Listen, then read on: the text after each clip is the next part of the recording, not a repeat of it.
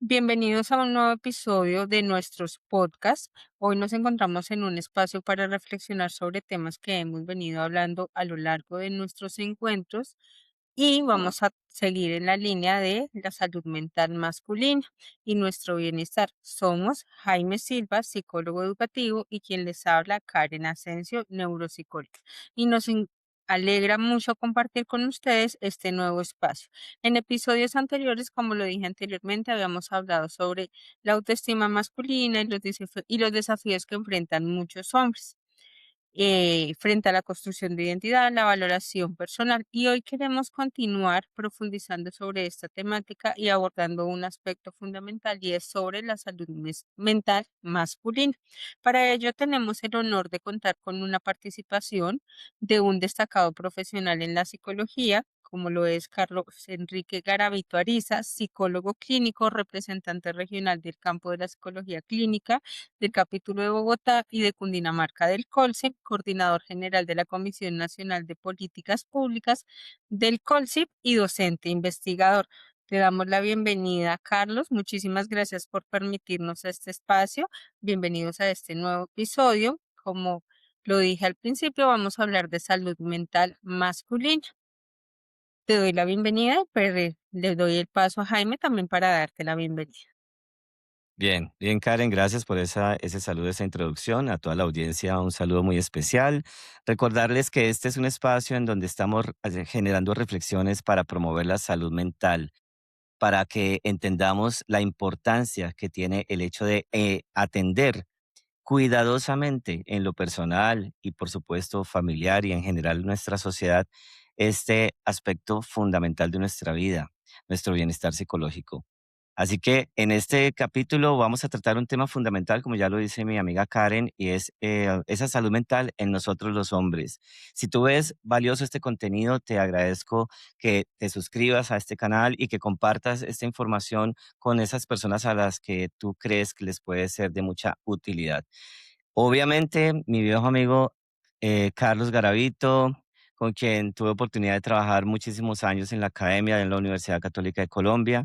Gracias, Carlos, por aceptar esta invitación a compartir tu conocimiento, tu experiencia, tus aportes y ese trabajo tan importante y tan valioso que vienes haciendo precisamente en torno a la salud mental. Así que bienvenido, Carlos. Karen, Jaime, muchas gracias. De verdad, muy contento, muy honrado de estar en este espacio. Estoy maravillado del trabajo que están haciendo. Creo que esta es la ruta. Creo que nosotros como psicólogos tenemos que también acercarnos a las personas. No es suficiente tener un cuerpo de conocimiento organizado, una ciencia disciplinarmente rigurosa. Creo que es importante que nos acerquemos a la gente y muy curiosamente nos cuesta. Y creo que estos espacios son fundamentales. Creo que esto es un trabajo maravilloso que ustedes están desarrollando y de verdad muchas gracias por la invitación. No, gracias a ti, Carlos. Gracias a ti. Para empezar, pues vamos a hablar un poco sobre por qué hablar de salud mental masculina. En esto, pues quiero resaltar que muchas personas piensan que la salud mental afecta por igual a hombres y a mujeres. Sin embargo, observamos diferencias en la forma en que se manifiestan las dificultades emocionales y en la manera en que cada uno busca ayuda. En esto quiero preguntarte, Carlos, ¿por qué consideras tú que actualmente es tan importante hablar específicamente de la salud mental masculina?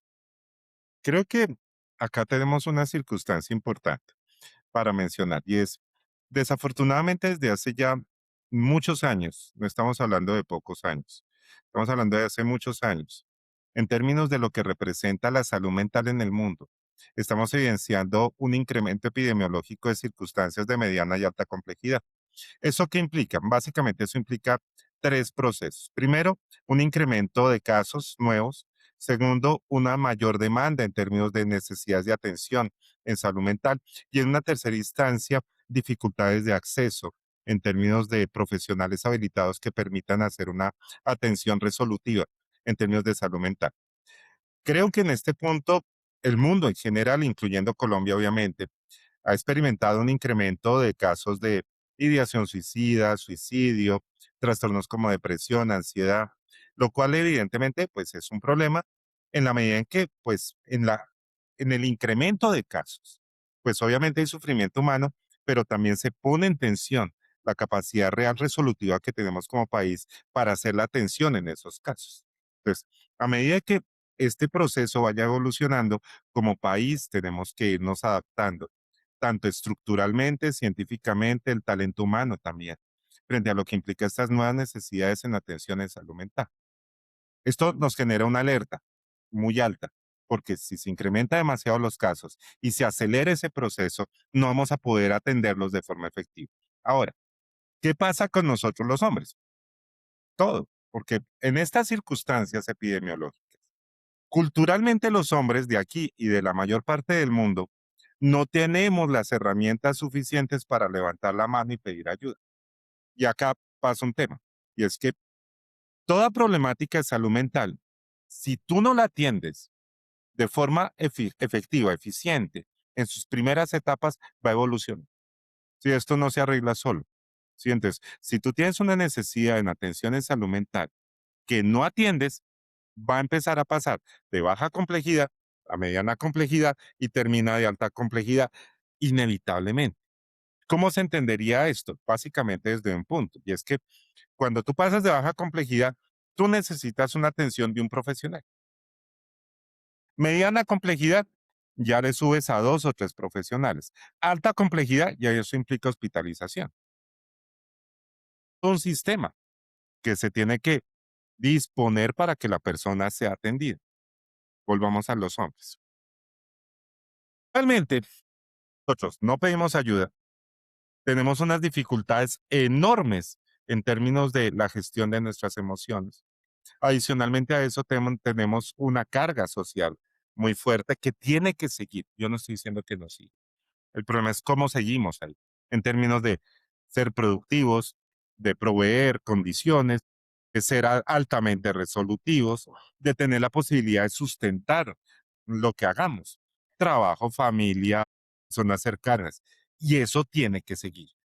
O sea, eso no se puede perder. ¿Sí? No sé, yo no soy experto en género, entonces yo no puedo hablar de que esos sean roles impuestos. No, yo no voy a hablar de eso. No sé hablar de eso. Pero lo que sí sé es que en este mundo toca organizar las cargas. Algunos tenemos que hacer cosas, otros también. Y en última, los hombres somos fuerza productiva. Ya, las mujeres también, obviamente. Pero hablemos solamente de los hombres. Si no quiero ser sectario en género, y yo en eso me cuido muchísimo y no quiero que se entienda que esto es un discurso de género porque no lo es. ¿Sí? Ujú, Pero sí quiero dar cuenta de que los hombres particularmente nos exponemos a circunstancias, situaciones en donde hay desgaste, hay fatiga, hay estrés, hay cargas.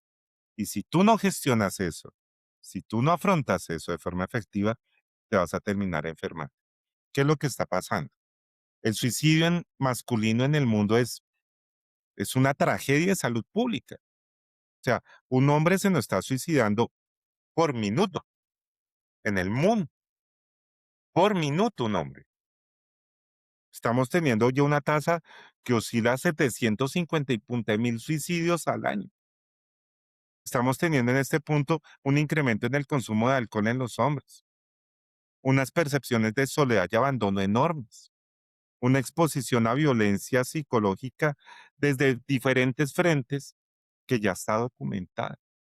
Enfermedades que son de base no transmisible, como cáncer, como enfermedades cerebrovasculares, enfermedades cardíacas, enfermedades del sistema metabólico, están afectando mayoritariamente a los hombres. Y esto no se puede pasar de largo. No todo es salud mental realmente, pero pues si asumimos que la salud es una sola cosa, pues tenemos que entender que nosotros nos estamos exponiendo a unos factores de riesgo muy fuertes. Y el problema en este punto es que hablar de salud mental masculina lo enfrenta a uno a una serie de condiciones en donde si uno habla de vulnerabilidad, se le quedan mirando raro. Si uno ujú. habla de que el hombre tiene la necesidad también de llorar, eso se traduce en debilidad. Que si en algún momento un hombre en una relación de pareja pone límites, eso es algo, ¿sí? Si en algún momento un hombre se fractura, se rompe, es porque no era lo suficientemente valiente o no tenía la estructura adentro que le permitiera aguantar. Y eso nos está haciendo mucho daño. Pero yo no quiero pasar al otro lado de que cualquier cosa nos afecta, de que cualquier cosa nos vulnera y que cualquier situación en la vida nos va a colocar en una situación de riesgo porque eso no es así. Y eso no tiene por qué ser así. Entonces, es importante entender que la vida aquí y en ahora y en cualquier época de la historia, pues ha sido difícil, punto. Y Correcto. tenemos que desarrollar las herramientas para afrontar la vida. Pero eso no significa, vuelvo a insistir, resistir todo o ser vulnerable a todo, porque no es así en este punto. El resumen de la historia, por lo menos a este punto, es que las estadísticas demuestran que nosotros los hombres estamos siendo sujetos de mayor grado de enfermedad que las mujeres en algunas características o en algunos eventos particulares en salud.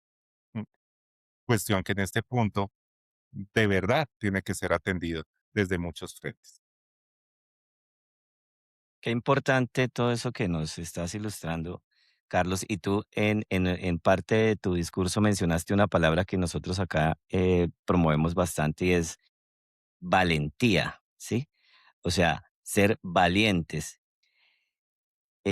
Yo por eso le hablo a los padres y madres, porque pues me dirijo mucho al tema de la familia y yo los invito y los convoco a que sean valientes. Entonces, en este caso, por ejemplo, para nosotros los hombres es importante clarificar que esa valentía no significa ser entonces siempre el fuerte, el que no llora, el que no pide, no necesita ayuda y por tanto no la pide, el que resuelve todo, el que controla todo, el que provee todo y que esa valentía entonces se malinterprete porque creo que es de valientes, por supuesto, y eso es importante que todos lo tengamos en cuenta. Entender que una persona valiente es una persona que reconoce sus límites, una persona que reconoce sus debilidades, una persona que dice, hasta aquí voy. O lo que tú mencionabas en distintos ejemplos, uno de ellos, por ejemplo, la relación de pareja, si el hombre reclama algo, pide algo, solicita algo en el contexto de una pareja, no se le entienda como que entonces es el celotípico, el controlador, el manipulador, el machista y toda una cantidad de conceptos o palabras que están generando en nosotros los hombres tal vez un juicio de valor que es exagerado a mi modo de ver frente a lo que es la realidad. Simplemente estoy pidiendo, tal vez en un ejemplo, afecto, atención, porque los hombres valientes también necesitamos ser escuchados, ser valorados, ser bien tratados, ser apoyados, ser acompañados. Y qué lástima que hoy en día estemos enfrentando toda esta situación como tú lo mencionas y nos los estás exponiendo, y es casi que una pandemia, ¿cierto? Asociada a los problemas de salud mental en nosotros los hombres, ¿sí? Esa estadística asociada al suicidio, por ejemplo. Entonces, nuestro llamado es a que esa masculinidad la asociemos también con esa capacidad de reconocer nuestra vulnerabilidad. Y vulnerabilidad no Ujú, tiene nada que ver con debilidad y de fragilidad y acuerdo. que somos entonces de cristal y que somos como un merengue que todo lo desbarata. Y también me llama mucho la atención lo que dices, Carlos, y recalco ahí la idea de que no por tener en cuenta esto, entonces nos vamos a volver casi que víctimas también para todo. Porque tenemos que encontrar entonces un punto, por supuesto, de equilibrio que es el que nos permitiría avanzar, evolucionar, ¿verdad? Bien, Karen. Escuchándolos un poco, también resalto varias cosas de lo que Carlos dice. Esto no se trata de una identidad de género porque somos hombres o porque somos mujeres, sino en nuestros episodios anteriores también habíamos hablado frente a la salud mental de las mamás, de las mujeres, es trabajar colectivamente estas problemáticas que se están viendo el día de hoy, no solo a nivel nacional, porque tú dices a nivel mundial, un hombre cada minuto un hombre se está suicidando o está teniendo una tasa o una ideación o una conducta de hacerse daño. Pero también esto yo creo y voy a decir una impresión y lo que he observado es que a veces también se debe y se va ligado mucho a nuestros factores y nuestras pautas de crianza. Y viene y hablamos de mitos, porque el hombre es fuerte, el hombre debe resistir, el hombre debe aguantar. ¿Tú crees que la forma de cómo nos crían, cómo nos educan, cómo nos llevan al mundo, tiene alguna afectación en cómo el hombre tiene su percepción de sí mismo y cómo debe actuar o afecta? Porque sabemos que desde la neuropsicología las emociones cumplen una función adaptativa y cuando una persona aprende a reprimir, porque el hombre no llora, porque si llora es mujer y es un término muy despectivo sin ánimo de ofender a nadie, constantemente la tristeza, el miedo, la frustración empiezan a traslapar o a verse de otra manera. Entonces yo no lloro, pero son aquellos hombres que ante cualquier situación de estrés, de frustración, terminan o ensimismándose, haciéndose daño a sí mismo o respondiendo agresivamente porque fue la única forma de cómo aprendió para poder responder a su mundo de emociones. ¿Y qué consecuencias podría tener esto a largo plazo? Entonces, te tengo dos preguntas. ¿El cómo nos crían tiene afectación en cómo o cómo actuamos en el ahora como hombres? Y se los doy a ustedes dos para que me la respondan. ¿Y qué consecuencias tiene el no aprender a experimentar de forma adecuada sus emociones? Yo pienso que tenemos unas circunstancias de base muy delicadas, sí, o sea, en este punto, que hacen referencia a condiciones privadas, que son de muy difícil negociación. Mira, quitemos hombres y mujeres. Cuando una persona, sí, se enfrenta a una situación de tensión, estrés, necesidad, ¿cómo la lidia? ¿Qué es lo que hace? Busca dentro de su propia historia qué hacer frente a circunstancias similares. Eso es lo inicial, por decirlo de alguna manera. Y bajo esas condiciones, afronta la circunstancia y trata de llevar la circunstancia a un punto de no tensión, para no decir que lo soluciona. Eso no es tan fácil. O sea, hacer eso no es tan simple, porque eso requiere varias cosas. Primero, que aprendas de ti. Segundo, que aprendas de tu historia. Tercero, que aprendas del mundo. Y cuarto, que tengas la capacidad de tomar todo eso y utilizarlo. Si a ti la misma cultura, la crianza, las expectativas no te permiten hacer eso, ¿tú cómo afrontas las cosas? ¿Cómo vienen? Entonces, lo que haces es chocarte contra las cosas y tratar de llevarlas de manera tal como si uno estuviera cargando pianos. Ujú, Sobrellevo la situación y a medida que la sobrellevo, intento salir al otro lado, en todo. Deudas, problemas, pareja, trabajo, salud. El resultado de eso es fatiga, y una fatiga enorme, ¿sí? Muchas veces a mí me han preguntado por el tema de código dorado, ¿por qué la gente se suicida? ¿Mm? Y si todos los que se suicidan están deprimidos. Yo no respondo con certezas porque no las tengo. Eso requiere análisis científico profundo. Pero sí sé algo y sí puedo decirlo claramente. Muchas veces las personas toman la decisión de autolesionarse es por cansancio, por fatiga, ¿sí? Por fatiga de. O sea, se ha intentado, en psicología experimental eso le han denominado como indefensión aprendida, desesperanza. Has intentado tanto, has hecho tanto que no funciona por ABC, que llegas a un punto en donde dices, ya, hice esto, hice esto, hice esto, y no es un proceso rápido, es un proceso lento, paulatino, que hace que la persona pierda la capacidad de tener una conciencia propia. Y a mí la palabra conciencia la tomo con mucho cuidado. Yo soy de escuela conductual. ¿M? Pero en este punto de perder sentido de sí mismo, de lo que se es, de lo que se tiene, de lo que se ha hecho, de lo que se ha logrado, de lo que se ha construido. Y cuando un hombre, por ejemplo, pierde eso, pierde mucho. ¿Y eso en dónde se pierde? Se pierden relaciones que pueden llegar a ser utilitarias, violentas, frustraciones, ausencia de autocuidado. Y el autocuidado masculino eso es otro tema, porque nosotros no nos autocuidamos fuera de todo. Entonces, ¿cómo solucionamos el problema? No lo solucionamos, aguantamos, Que es fuerte, dice la gente.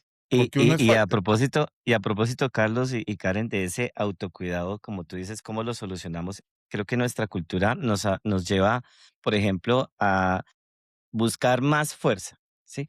O aparentar más fuerza. Entonces, muchos hombres creen o están considerando ese autocuidado como, por ejemplo, ir al gimnasio. Entonces, tengo que ir al gimnasio y levantar muchas pesas y por lo menos que el cuerpo se me vea fuerte. Pero, ¿qué uno ve muchas veces? Que si nos quedamos solamente ahí, no estoy diciendo que no hay que hacer ejercicio, por supuesto, pero si nos quedamos solamente en una visión, digamos, de la imagen o de lo que yo estoy proyectando o de cómo me escudo tal vez en cosas materiales y entonces como yo me cuido, entonces voy a comprarme la mejor camisa, el mejor reloj, el mejor auto, pero tal vez por dentro, en lo que se refiere al ser, no estoy verdaderamente reconociendo eso que tú estás hablando, Carlos, y es ese autoconocimiento. ¿Quién soy? ¿Con qué recursos yo cuento? ¿Cuál es mi repertorio cognitivo, emocional, comportamental? ¿Cuál es mi historia de aprendizaje? ¿Cuál es mi verdadero ser? Me he perdido Sí, tal vez en mi trabajo, en una profesión, en un estatus social, en una responsabilidad, en un rol de papá, en un rol de esposo o de lo que sea, y simplemente llega un punto donde la realidad se asoma tanto que ya no te puedes esconder detrás de unos músculos, detrás de un carro, detrás de una profesión o de tu dinero en la cuenta bancaria, eh, y te desplomas, porque sinceramente ahí es cuando vemos entonces que se descuidó algo esencial y es la persona, el ser humano, el individuo, más allá de su imagen, más allá de su estatus, de su conocimiento, de su supuesto éxito. Y por eso es que yo muchas veces digo que hay mucha gente de éxito que es un total fracaso en la vida, porque sí, hacia afuera se ven muy bonitos y se ven muy bien, pero por dentro, como se dice coloquialmente, llevan su procesión. Entonces aquí es importante que entendamos que ese autocuidado no se limita simplemente a consentirte muy bien, ir a buenos restaurantes e ir al gimnasio, sino va mucho más allá. Es algo que quiero llamar la atención sobre eso. sí, y tienes toda la razón. Y es un tema costoso. Autocuidarse es costoso, porque implica hacer cosas que son no tan bien recibidas. Poner límites, abandonar lo que a uno le genera carga, mm, tomar decisiones.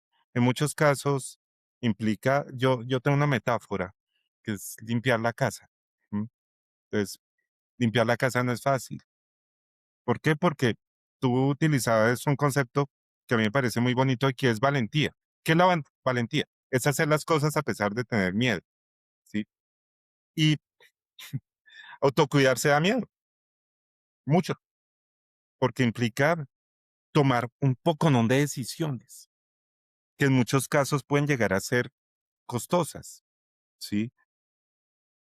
Y en muchos casos el autocuidado, el efecto, no se ve de forma inmediata. ¿Qué se ve?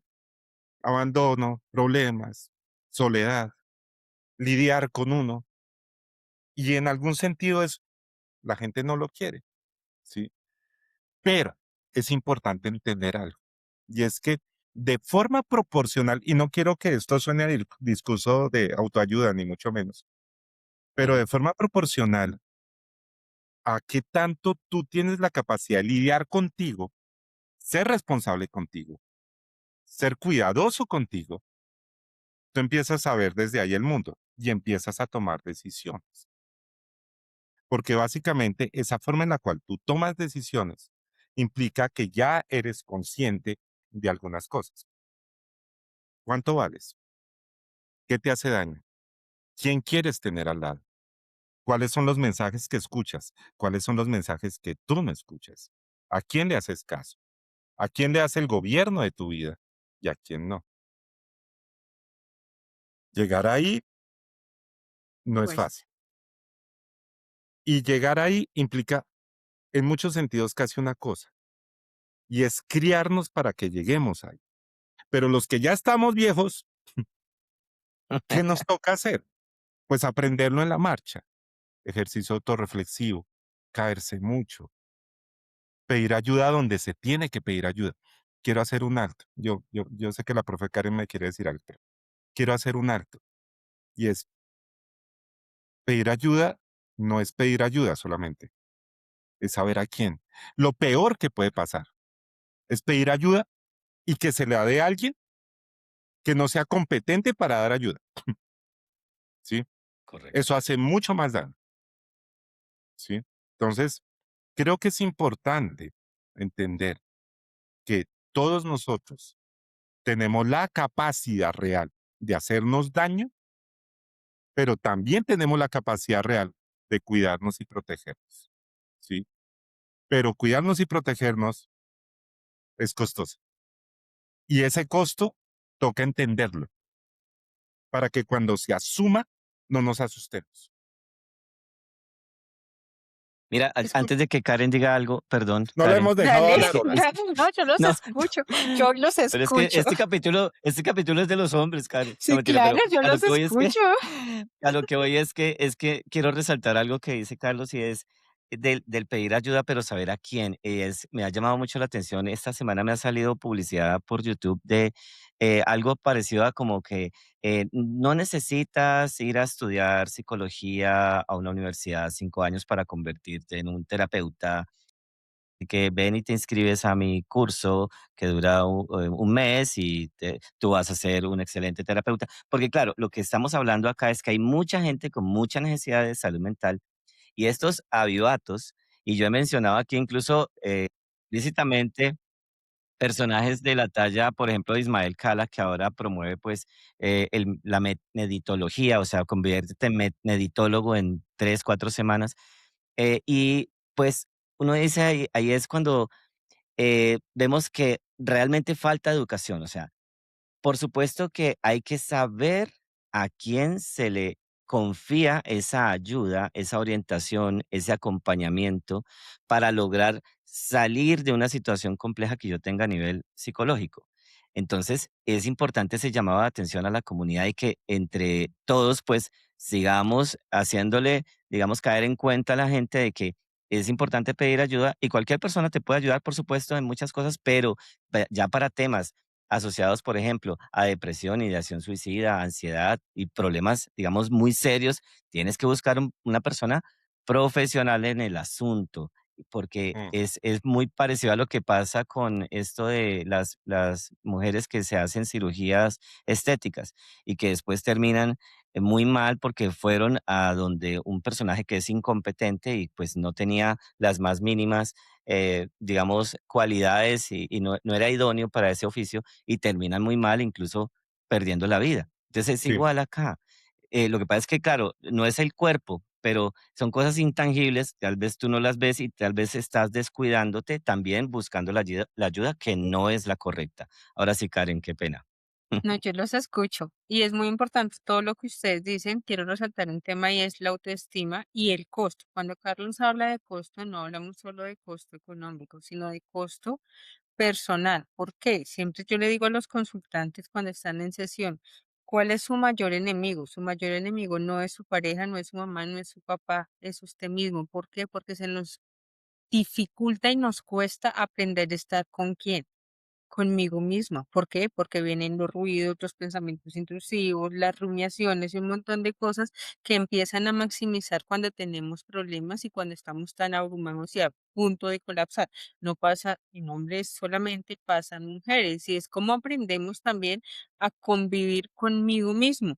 Diría una colega que conocemos, tú y yo, Carlos, y es cómo aprendemos a vivir con la loca de la casa. ¿Cuál es la loca de la casa? La cabeza. ¿Cómo aprendemos a llevar esos problemas y esas dificultades que tenemos conmigo mismo? Porque a veces no hay látigo que más azote que el propio o el de uno mismo. Yo empiezo a autocriticarme, yo empiezo a autoexigirme y no está mal exigirse, no está mal criticarse, pero cuando empieza esto a tomar un doble rasero o una doble vía es cuando yo me exijo, pero no valoro mis logros. Es que yo tengo, pero yo qué he hecho, qué he logrado, qué he cumplido hasta el día de hoy.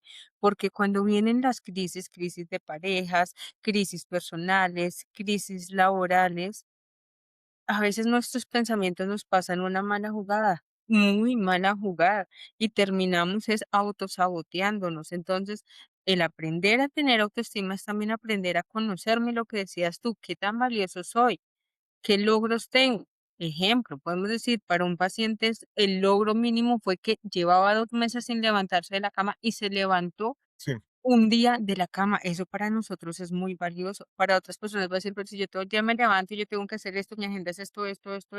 Pero a veces en mi agenda tengo que hacer, es una forma de evitar lo que internamente está pasando conmigo. ¿Por qué? Porque no quiero sentarme conmigo mismo y buscar ayuda de un profesional idóneo. Y en eso viene una pregunta, Carlos y Jaime, y ¿es normal o es muy constante que los hombres no busquen ayuda? ¿O cuáles son las barreras que existen en nuestra sociedad para que el hombre no acceda a las ayudas? Yo pienso que por naturaleza nosotros no pedimos ayuda, pero no es un tema de no pedir ayuda, es un tema de que nosotros creemos, cuestión que tiene que seguirse creyendo, que podemos primero atender la situación nosotros. Acá el problema no es ese, el problema es cuando realmente reconocemos que ya la situación se nos salió de control. ¿Y cuánto tiempo pasa para que lleguemos a entender eso?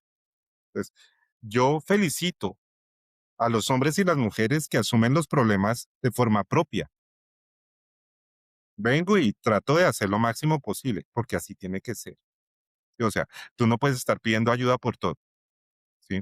Entonces, por eso digo, hablar de salud mental tiene un punto de tener también equilibrios, porque se nos está volviendo esto un escenario en donde si te tuerces un dedo, no, espérate un segundo. Tú como ser humano tienes que tener también las herramientas de atender tus cosas y solucionar tus cosas, ¿sí? Ahora, también como ser humano tienes que saber en qué momento ya el asunto necesita apoyo. Ahora, vuelvo a insistir, busquen apoyo donde tienen que buscarlo. No en cualquier amigo, no en cualquier conocido, no en cualquier libro y con todo respeto, no en cualquier terapeuta, ¿sí? Porque nosotros también tenemos acción con daño. Entonces, se juntan con personas que no están bien cualificadas, que no tienen adecuada formación y lo que terminan es haciendo un daño peor, ¿sí? Entonces, Correcto. es una ruta de toma de decisiones, pero eso implica el conocimiento de uno mismo, porque uno mismo sabe hasta dónde va a llegar. Uno mismo sabe hasta dónde uno aguanta. Uno mismo sabe qué es lo que está tolerando. Mira, acá se sabe todo y sabemos todo, en serio. Uno sabe Pues, hasta qué punto uno llega, hasta dónde uno permite, hasta dónde uno tolera y en qué punto todo eso empieza a diluirse. ¿M? Entonces, creo que es muy importante en este sentido, y acá voy a hacerme autopublicidad. Dale. Voy en el segundo volumen de una colección que se llama El valor de sí mismo, que es hablar de autocuidado. Está gratuito. Bueno, está en un Patreon, vale $5 los que lo quieran pagar. Los que no lo quieran pagar, lo pueden descargar. ¿En dónde dan esos $5 que a la vuelta de hoy son como 14,000 pesos? Estoy creando un fondo para patrocinar escritores jóvenes en psicología, ¿sí? Son 3 volúmenes. El tercer volumen es acerca de eh, el afecto y las relaciones responsables a nivel afectivo. Tiene una prologuista brutal que trabaja con violencia de género, ¿sí? Y me hizo caso y ya me escribió el prólogo del libro, viene ahorita en agosto.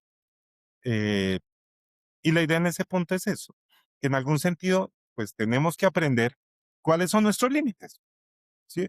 Y cuando ese límite se toque y te toque seguir en la vida, porque acá tú no tienes tiempo para frenar, pues toca pedir apoyo. ¿Para qué? Para que te ayuden a transitar en ese tipo de escenarios. Acá, ¿quién tiene tiempo para decir, venga, yo me voy a tomar un año sabático para pensar en mí? Eso no existe. No ¿Dónde podemos. fue? Entonces, ¿Dónde está eso? Dígame.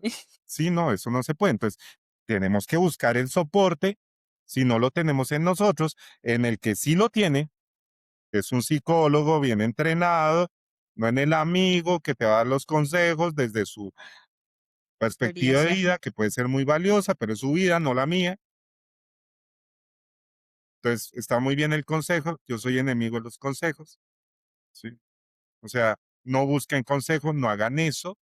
Y creo que bajo esas condiciones es fundamental entender que nosotros somos sujetos de vulnerabilidades. Y cuando esas vulnerabilidades se tocan, toca hacer algo. En Ahí el les tengo, podcast perdón. voy a hacer un alto 10 segundos. Tengo que hacer un alto 10 segunditos. ¿Se puede? Sí, sí, Claro. claro, Sí, claro. claro. Karen, tú te ibas a mencionar Mientras, algo. sí, mientras vuelve Carlos, ahí vienen varias cosas que los he estado escuchando a los todos. Y hay una pregunta que quiero hacerles que te puedes ir respondiendo también. Y es, si bien nosotros como profesionales hemos aprendido, porque en la escuela nos han brindado esa estructura de cómo identificar cuáles son mis límites. A veces de pronto también como personas nos cuesta, pero de pronto a las personas que no están en la línea de la salud mental, que acceden al el acceso rápido de voy a ir a aprender a ser terapeuta por un día, voy a ir donde el chamán a que me solucione porque esto no tiene nada que ver con depresión, ansiedad, sino esto es una brujería que me hizo mi expareja. ¿Cómo orientar a estas personas para que sean conscientes e identificar cuáles son aquellos signos o síntomas de riesgo que pueden pasar de nivel 1 a nivel 2 o incluso hasta nivel 3, que eran los primeros niveles que hablaba Carlos frente a la salud mental? ¿Qué dice Carlos? El que De quiera, una. yo los escucho. Aprovechemos al invitado. Creo. Gracias. Creo que en este punto hay una circunstancia y es que la educación en salud mental, lo que representa el autocuidado, más el tema de saber que es salud mental, es algo pedagógico. O sea, eso no viene en el paquete. Eso toca aprenderlo. Toca enseñarlo. Y no hay época inapropiada en la vida para aprenderlo. Esto no es solamente para los niños. Y no es que uno diga, no es que yo soy así, entonces, así me... Creo que es importante entender algunos constructos relacionados con la salud mental. Primero es la condición de integralidad. Tú no puedes tener salud mental si no tienes una condición integral en tu vida. Eso no significa equilibrio, significa reconocimiento. Si tú trabajas mucho, compensa bien. Si no trabajas tanto, utiliza tu tiempo de forma productiva. Si tienes mucho estrés, búscate una sombrilla adecuada. Si tú tienes dolores afectivos, búscate personas saludables. Si tú tienes amigos que te generan malestar, cámbialos. Si tú tienes problemas con tu familia, solucionalos. Si no los puedes solucionar, aléjate. Sí, o sea, es una forma en la cual se puede llegar a determinar que la integralidad no es tener todo bien, porque tener todo bien es muy costoso, sí, es muy caro, fatiga, ¿sí? A mí me da miedo conceptos como resiliencia, ¿saben? O sea, yo no soy muy amigo de ese concepto. A mí me parece que las cosas malas son malas, punto. Y uno tiene que aprender no de las cosas malas, tiene que aprender de uno. Y no es sobrellevar las cosas malas como si fueran buenas. Las cosas malas son malas. Si a ti se te muere alguien que tú quieres, pues sufre, sufre. ¿Cuál resiliencia? Sufre, porque eso hace parte de la vida, ¿sí? Si te maltratan, pues sufre también, pero haz algo, porque pues, no te dejes maltratar de forma permanente. Si te botan de tu trabajo, pues sufre, porque, pero muévete, ¿sí? Yo Ujú. pienso que estar equilibrado representa eso, básicamente representa una situación. Discúlpenme. Así es mi vida. Así es tu vida. Busca ayuda No, simplemente sobre tareas, pero por molestar. básicamente, y esto que quede en el podcast, por favor, pero básicamente el escenario en este punto está relacionado con la manera en la cual Conceptos que uno tiene, como que tiene que estar feliz con todo, hacen mucho daño. Sí, la Correcto. vida no es una línea recta, a veces te da todo vueltas, ¿sí? Y creo que es importante aprender que cuando todo eso pasa, tienes que tratar de permanecer de la mejor manera posible. Punto número uno, integralidad. Segundo punto, cuidado. ¿Qué es eso? Es hacer lo que se tiene que hacer en el momento en que se tiene que hacer de forma efectiva. Si algo te duele, levanta la mano. Si estás bien, disfruta. Si no estás tan bien, haz cosas. Pero eso representa en ese punto ser cuidadoso. Cuidado no es abrazar. Cuidado es tener la capacidad de hacer lo que tú tienes que hacer en el momento en que se te solicite hacerlo, sea de forma externa o interna. Si a ti te duele un diente, pues ve al odontólogo. Eso es cuidado. Si te está doliendo lo que está pasando en tu vida, haz algo.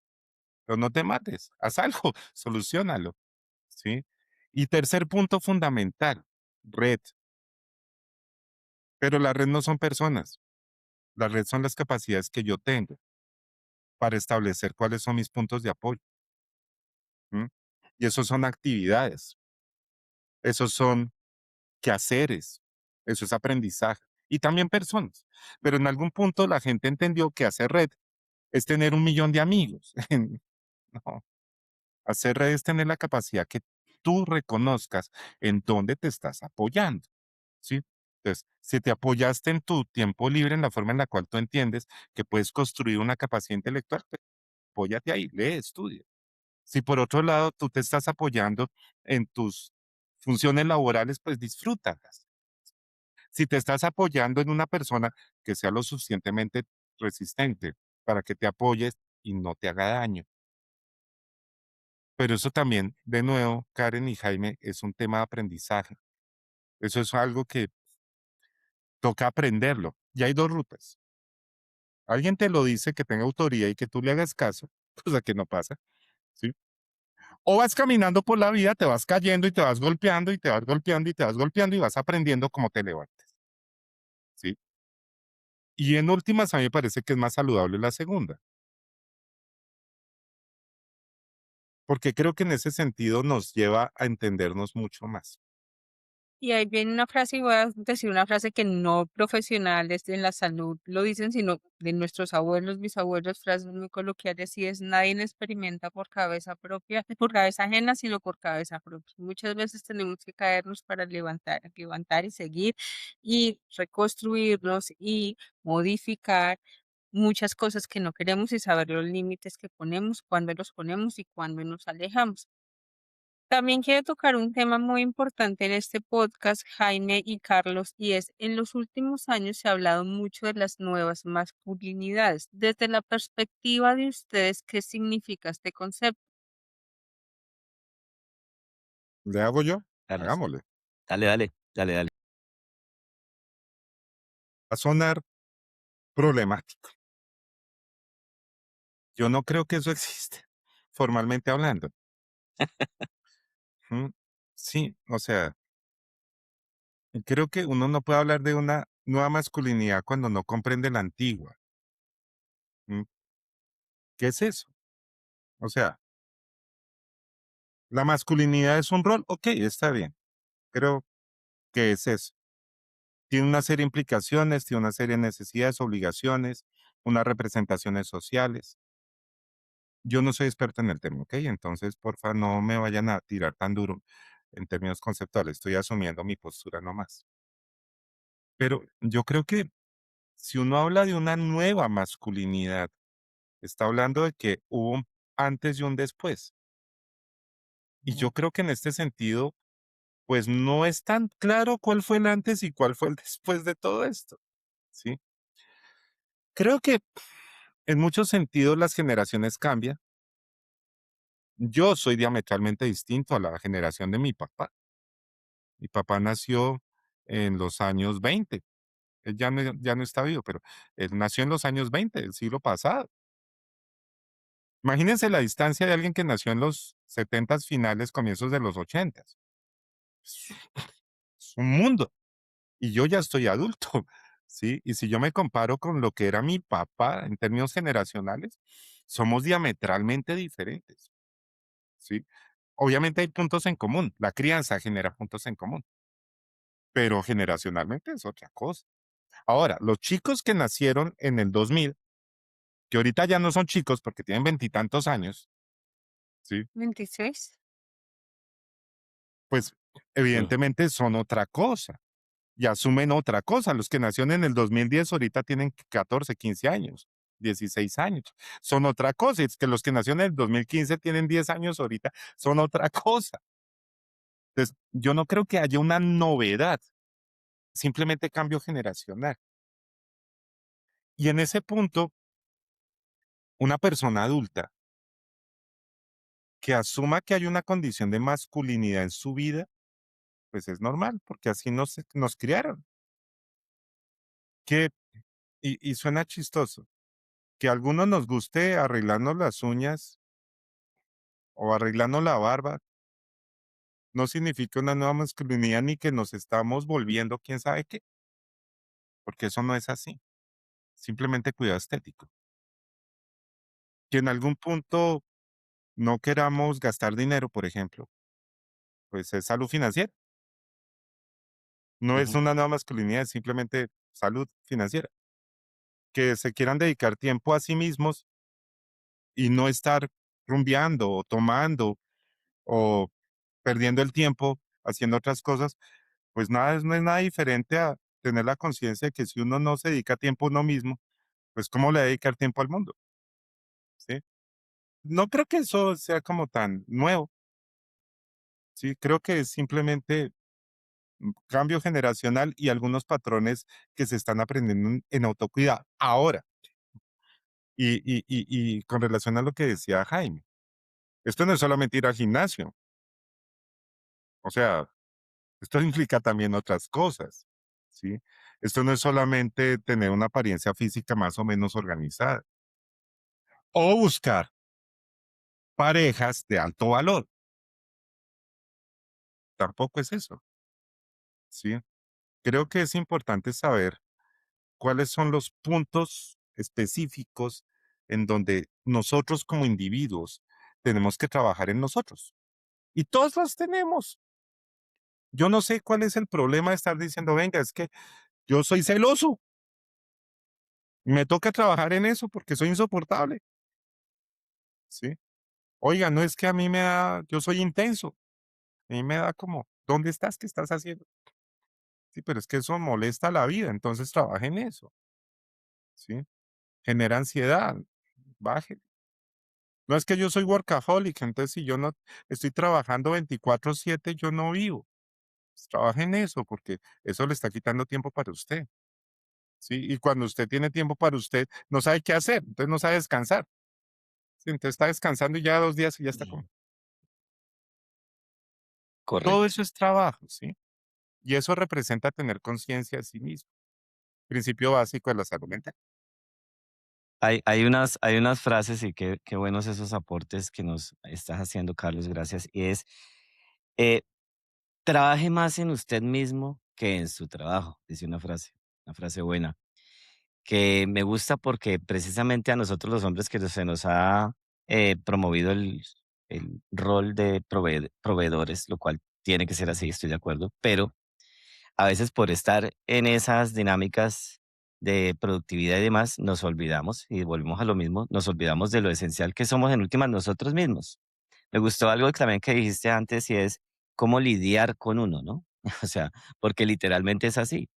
¿Cómo podemos nosotros aprender a convertirnos en unos buenos amigos de nosotros mismos, Sí, no en unos enemigos, ¿sí? Porque lo que decía también Karen ahora es que a veces somos nosotros mismos los principales enemigos de nosotros mismos, ¿sí? sí, Y yo aquí referencio, por ejemplo, algo muy cotidiano son las cajas de cartón, a veces que vienen con una frasecita arriba que dice este lado arriba o algún letrero que dice trátese con cuidado y yo muchas veces digo, nosotros todos deberíamos tener aquí, al menos imaginariamente, un letrerito que dijera, trátese con cuidado. Y nosotros todos tenemos que aprender, porque es un aprendizaje, a tratarnos bien, tratarnos con cuidado. Y con referencia a lo que mencionábamos ahora de, de las nuevas masculinidades, yo tampoco soy muy creyente, por así decirlo, de ese tipo de concepciones. Y yo más bien atribuyo igualmente a un cambio de la sociedad y la cultura. Es decir, la conducta tiene unas bases socioculturales. La cultura cambia, es dinámica, pues asimismo la conducta y la manera como nosotros pensamos, sentimos y actuamos va ajustada de alguna manera a los nuevos tiempos o a las dinámicas, digamos, que enfrentamos. Pero eso no necesariamente nos implica, a mi modo de ver, una, entre comillas, nueva masculinidad, porque pues finalmente hay algo que yo lo atribuyo simplemente a lo que es, a la naturaleza. Es decir, la naturaleza viene con una fuerza asociada a lo masculino, otra fuerza impresionante asociada a lo que hemos denominado lo femenino, y todos tenemos de ambas fuerzas. Y simplemente es cómo yo voy encontrándome a mí mismo en una, entre esas dos fuerzas que están ahí, y la psicología ha intentado explicarlo desde distintas perspectivas, pero obviamente es un autodescubrimiento. Y entonces, como dice otra frase, de la leche que has bebido, de eso se hacen tus huesos. Entonces, dependiendo del contexto social cultural. Ahora que hablábamos de todos estos temas, y como yo he estado en los Estados Unidos en los últimos años, pues yo sí veo obviamente diferencias importantes en esto de los roles, en esto de la manera como los hombres, digamos, vivimos la cotidianidad. Entonces, sí hay diferencias en la masculinidad o la manera como viven los hombres, hablemoslo específicamente de los hombres, en un país versus en otro país. Entonces, de pronto en este país, o en nuestra cultura latina, tenemos un problema, entonces vamos donde el amigo y nos tomamos unas cervezas, vamos de parranda, vamos de rumba. De pronto esa no es la misma dinámica o búsqueda que hacen en otro tipo de culturas. Entonces, sí, la conducta está ligada al contexto donde estamos nosotros desenvolviéndonos, por supuesto. Y creo que en algún sentido nosotros como hombres, como humanos en general, tenemos que tener claro que los tiempos cada vez son más complejos. O sea, esto no se está volviendo más simple con el paso de los años. Ha pasado de todo. Ujú. Nos cayó hasta una pandemia, lo que menos, o sea, si a mí me hubieran preguntado, ¿usted va a vivir una pandemia en su vida? ¿Qué pandemia? Eso no existe, ¿sí? Y mire todo lo que ha pasado, y entre otras cosas, y lo que falta por pasar, ¿sí? Creo que en la medida en que todo esto está tan convulsionado, porque lo está, ¿sí? Tenemos que también hacer una acción proporcional a esa convulsión. O sea, entre más enredado, trata de tener mejor vida. Y tener mejor vida no es tener más cosas, créanme, ni más comodidades. Tener mejor vida es tener la capacidad de uno solventar sus propias necesidades afectivas, emocionales de forma sana y rodearse de gente sana. Y quiero empezar a cerrar esta parte con eso. Vengan, es importante, es fundamental que seleccionen quién les influye, a quién le hacen caso. De la misma manera, Jaime y Karen, que uno puede ser el mejor amigo de uno y ojalá uno es el peor juez de uno, también es el peor enemigo, pero también pasa con la gente, ¿sí? Hay gente que uno cree que puede llegar a ser valiosa o aportante y uno le cree. Ojo, deténganse un segundito, piensen bien, escuchen bien, porque no todo el que te dice cosas bonitas quiere tu bien, ¿sí? Y no todo el que te golpea o te contrasta quiere tu mal, ¿sí? Pero en últimas, lo que sí tengo claro es que uno tiene que tener un criterio de selección de quienes tiene como círculo de creencia, de que lo que te dicen, tú crees que la vida o el mundo o la realidad o tú mismo sí es así. Porque si tú tienes personas que tú les crees y el mensaje que te da te deforma, tú te dañas. Y eso es algo que uno tiene que aprender a mesurar. No hay que perderle miedo a quedarse solo. Yo tengo la metáfora de Hernán Cortés. Quemen los barcos. Cuando hay que quemar los barcos, hay que quemarlos. ¿sí? ¿Por qué? Porque en últimas uno tiene que aprender también a ser lo suficientemente suficiente para uno mismo. Tú no puedes querer a nadie si no te quieres a ti, tú no puedes valorar a nadie si no te valoras tú. ¿Mm? Y eso es un proceso. Hay que aprender a rodearse de forma saludable de las personas, y es en serio. Eso es fundamental en todo esto. Me Correcto. que Hay una frase, a mí que me gustan tanto las frases, hay una frase buena con eso que está diciendo Carlos y es, nunca he estado tan acompañado como cuando estoy solo. ¿Sí? Entonces, sí estoy de acuerdo, hay que tomarse la vida, digamos, más tranquilamente, incluso cuando de soledad se trata. Porque, por supuesto, somos seres sociales y necesitamos y somos interdependientes y los demás son muy importantes. Y aquí, valga la cuña, hay que tener esa salud social selectiva, volverse también con un criterio saludable, eh, capaces de seleccionar a las personas que quiero a mi alrededor.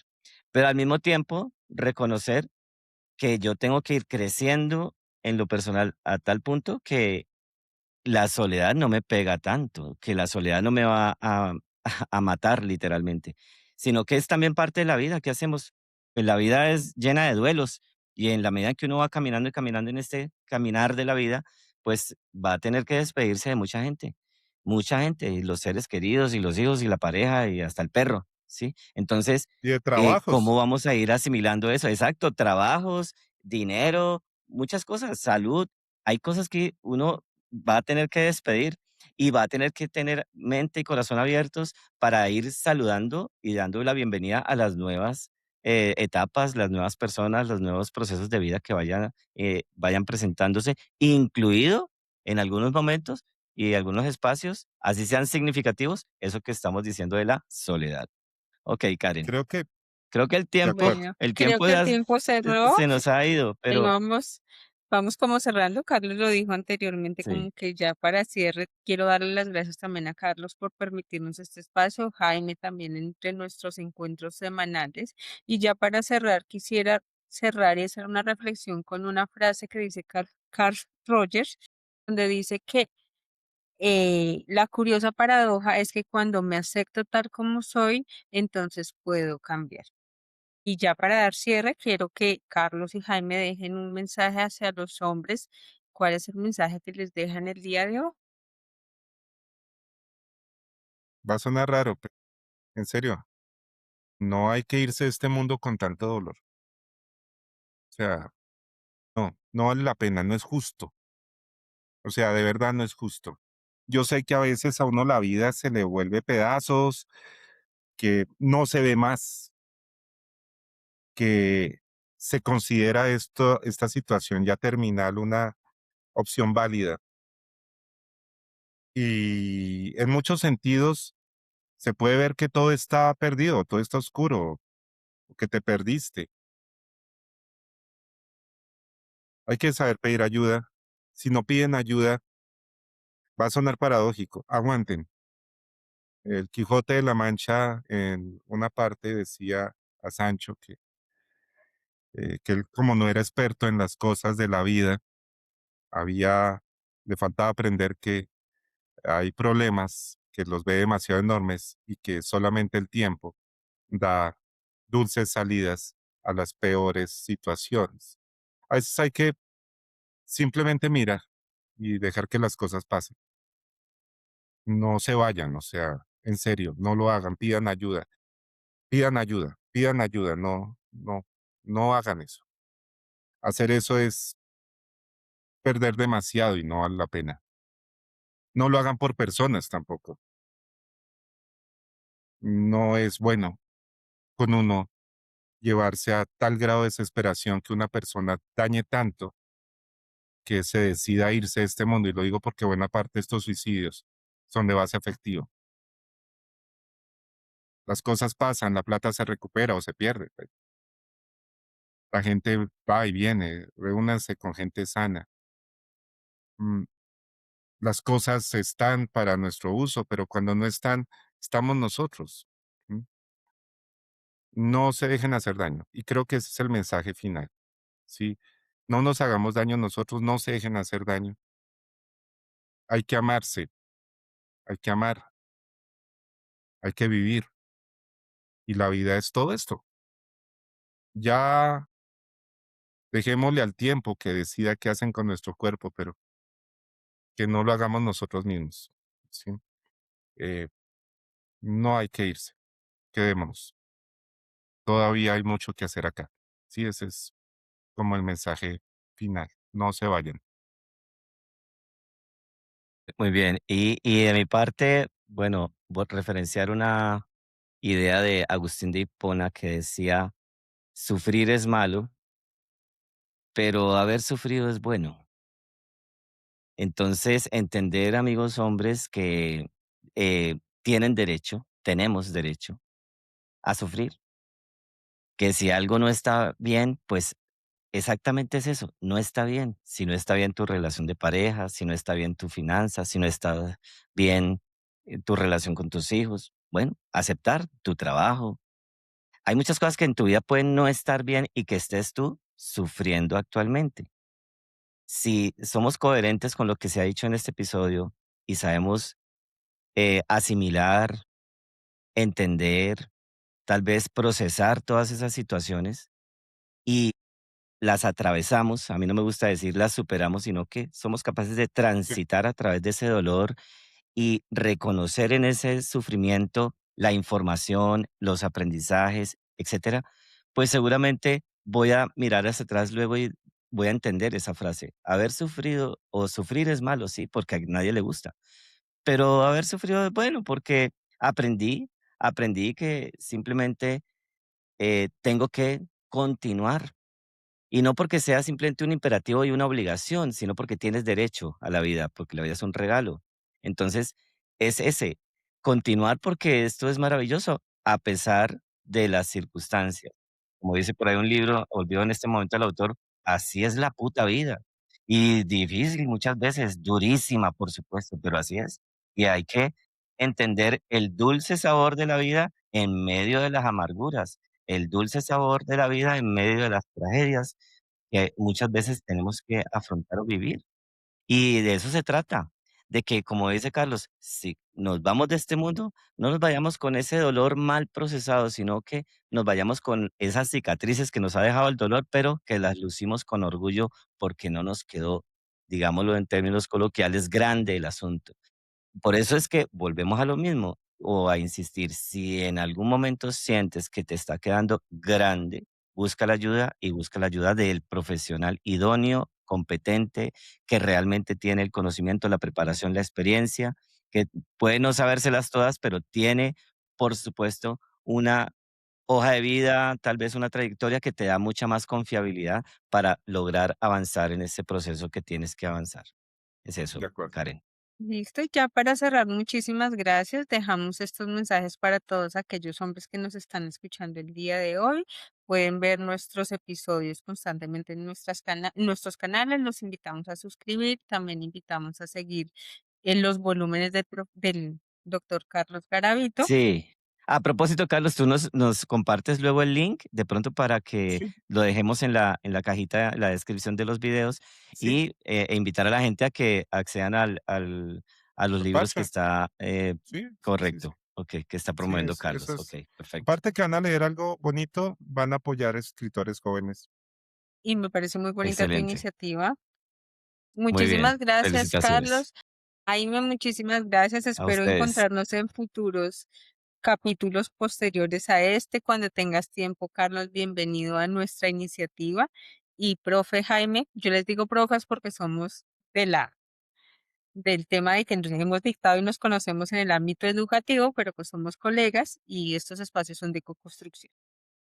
Muchas gracias. Ok. Bueno, Muchas gracias a todos. Los invitamos a suscribirse, compartir esta información con quien considere le pueda ser de mucha utilidad. Gracias nuevamente. Dios los bendiga y nos vemos en el próximo episodio. Bye bye.